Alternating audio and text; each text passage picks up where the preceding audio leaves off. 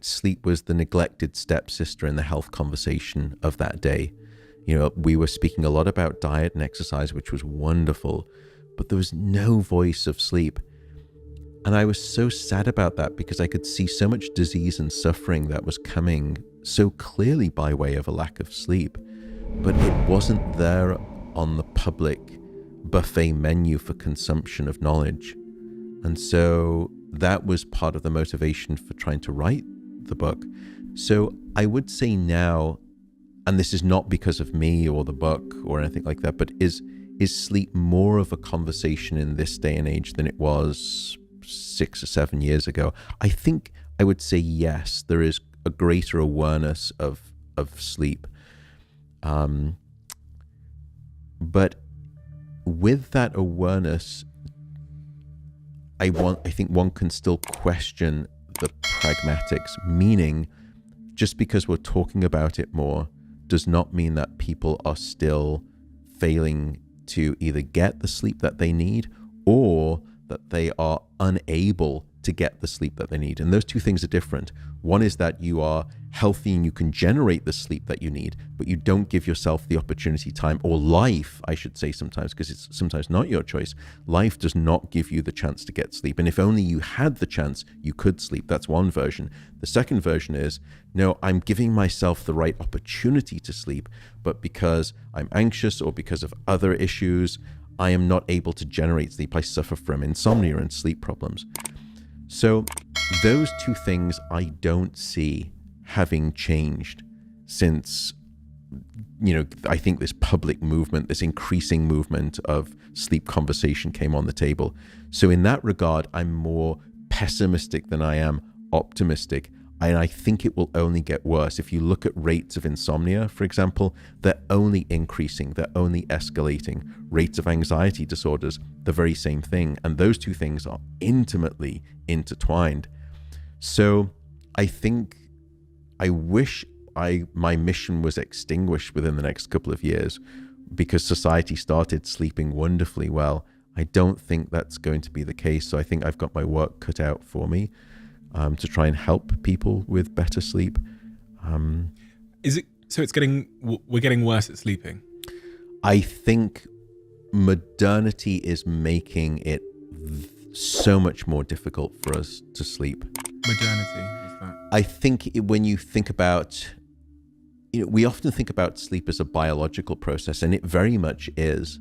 But also it's so environmental as well as biological, meaning when you were to say, how did you sleep last night? Think about all of the external factors that changed it. Well, I had to be up at this time. I had to catch a flight this time. My partner went to bed at this time and she woke up at this time. There was this noise that sort of happened. I'm now sleeping in a hotel room. There are countless externalities. And those externalities are shaped by this thing called the modern world. And in the modern world, if I could really be cynical, and I'm not someone, I'm very optimistic and I'm very non-cynical, but you could argue from a capitalistic standpoint that society does not want you sleeping. Because what society wants from a capitalistic point of view is that you're either producing or you're consuming. And when you're sleeping, you're neither producing and you're neither consuming. And so there are lots of ways that I think society and the modern world has conspired, willfully or not, conspiratorially or not, to decrease and try to diminish sleep. In fact, I think the CEO of Netflix several years ago, and I'm sure that YouTube comments will correct me if I'm wrong here, but I believe his very statement was that we are deciding to commit war against sleep.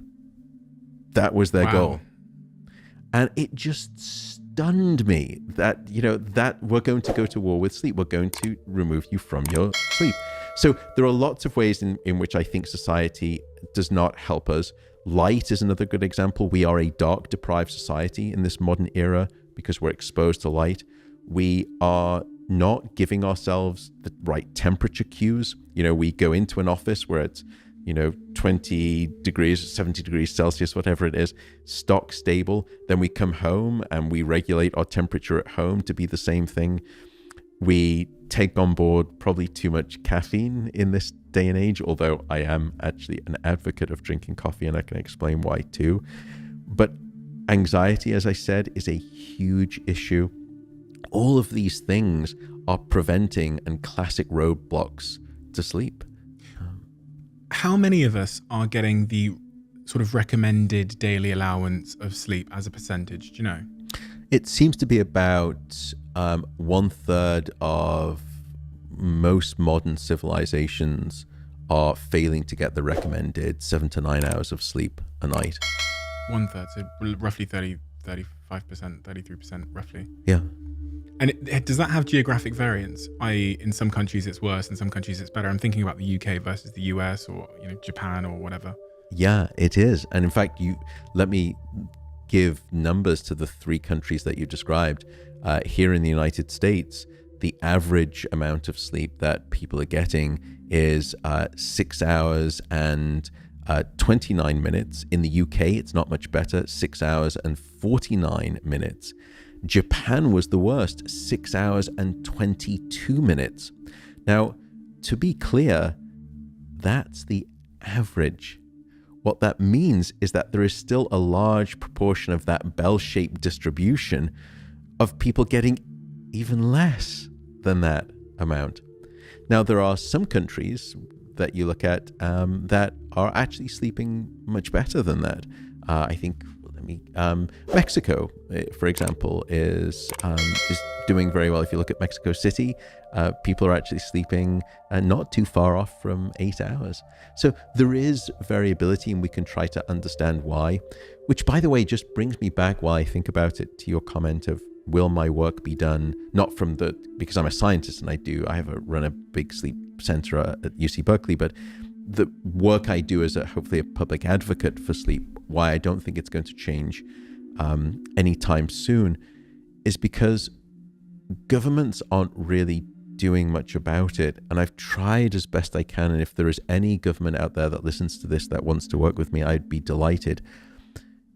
I don't remember, and maybe you can, but any major first world nation government that has had a public health campaign regarding sleep. And it stuns me, because those same governments have had public health campaigns regarding, eating, regarding smoking, regarding drunk driving, regarding risky behaviors, safe sex, loneliness, mental health, suicide. Where is sleep in that equation?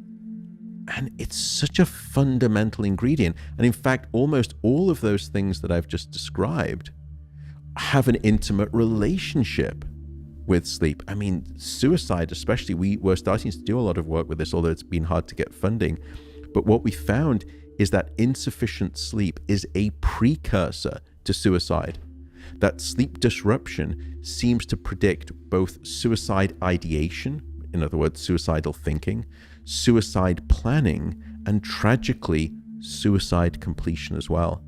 So if we were to try to have governments create a public health campaign to pull this Archimedes lever on better sleep, there are so many other health benefits. Sleep is the tide that rises all the other health boats. It's almost like it's like a mixing deck in a studio, in those sound studios where you've seen it. And then there's that one button all the way to the end, the white button, sort of that when you move it up, sort of all of the other dials, the sort of the red, yellow, orange, green dials, they all move up at the same time as well. There's this sort of there's like one ring to rule them all. Sleep is that Archimedes lever. So if governments could only execute on that, the health benefits would be manifold in terms of their consequences. So yeah, sleep isn't just another health tip. It's the foundation for everything else. From mental health to productivity, it all starts with getting enough rest. But modern life keeps pushing it aside, and most of us are paying the price. If this hit home for you, take a second to think about your own sleep habits. Are you giving your body the rest it really needs? Let me know in the comments. How many hours of sleep do you usually get? And what keeps you up at night? If you found this helpful, Don't forget to like the video, subscribe to the channel, and share this with someone who needs better sleep. Let's wake up the world to the power of sleep. Thanks for watching. See you in the next one.